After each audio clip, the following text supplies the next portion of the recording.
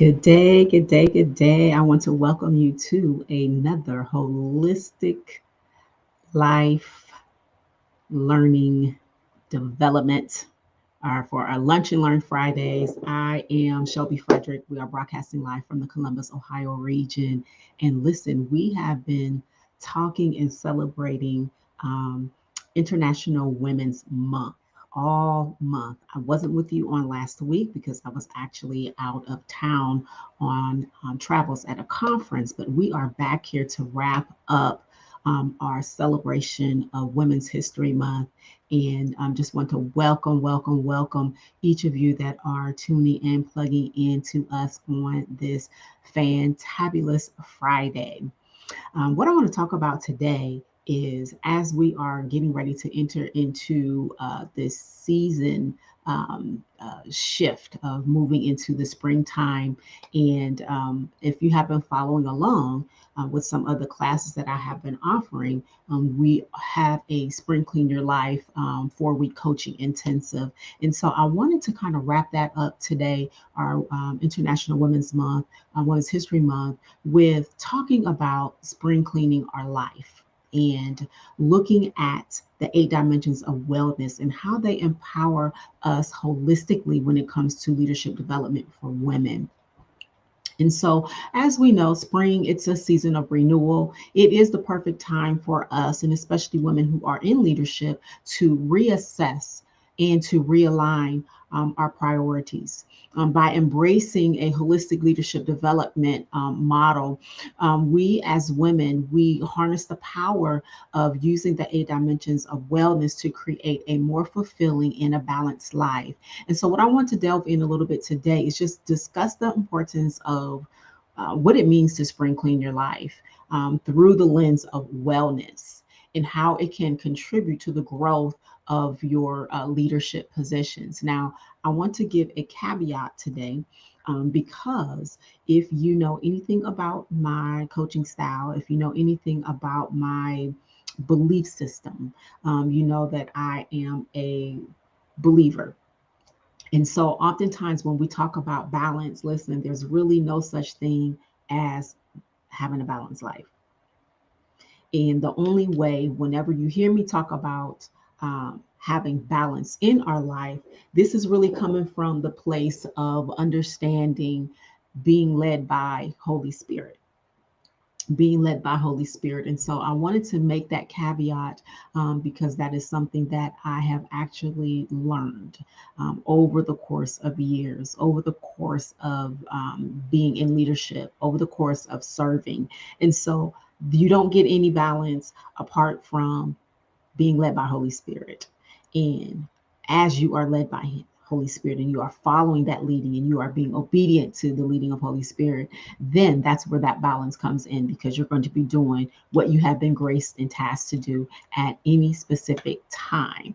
All right. So now that I have said that, I wanted to make sure that I said that when we talk about the 8 dimensions of wellness, just to kind of go over those in case you may not have heard about what they are, that would be your physical wellness, your emotional wellness.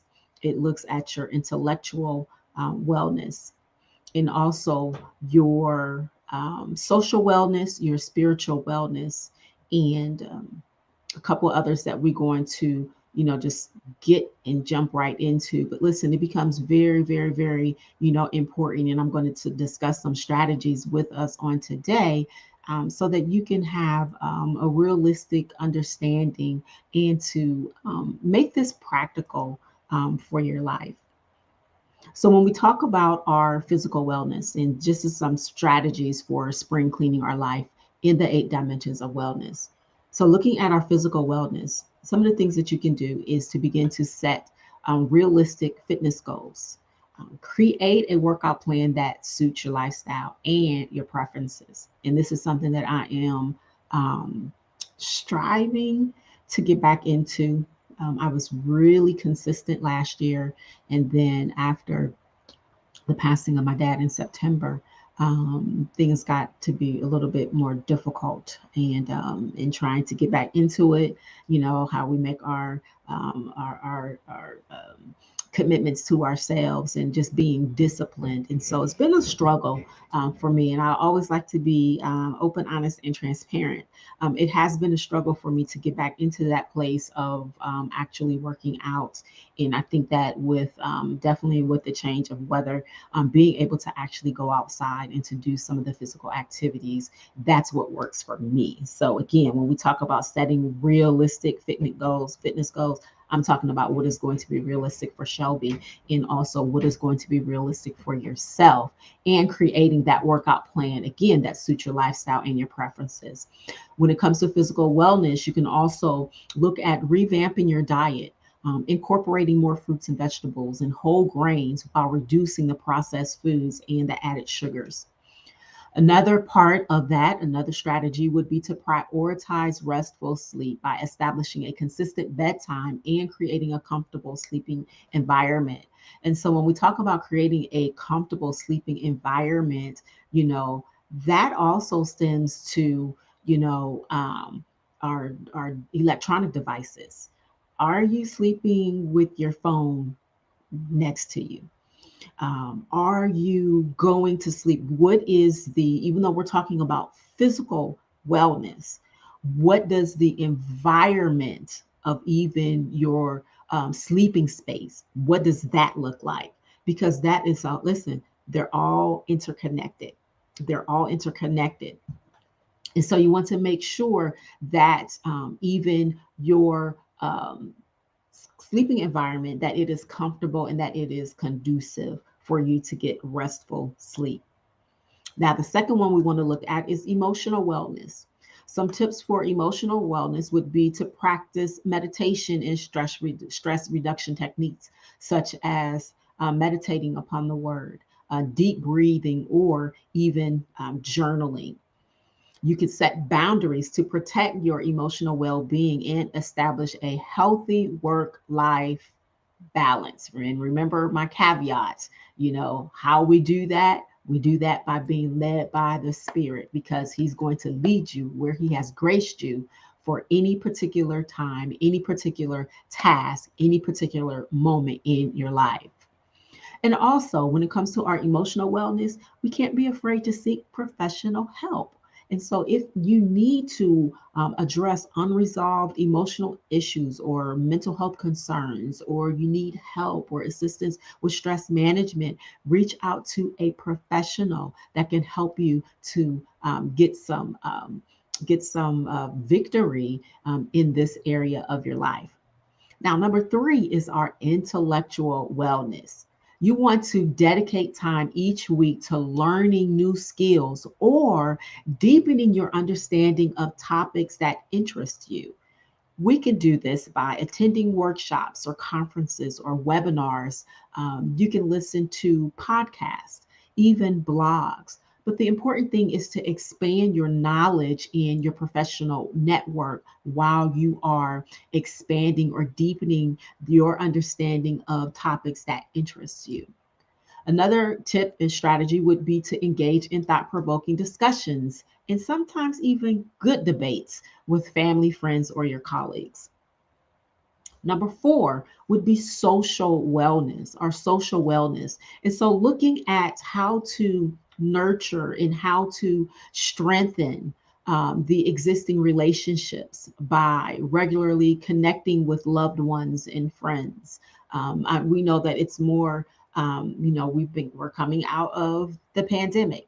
And a lot of time we have been isolated from our families and our friends. And so this is really an area that we really want to be attentive to, because our social wellness, our social interaction, with our family and friends is so very important. You can also do this by joining clubs and organizations that align with your interests and align with your core values. This helps you to meet like-minded individuals, and it also helps to expand your social circle.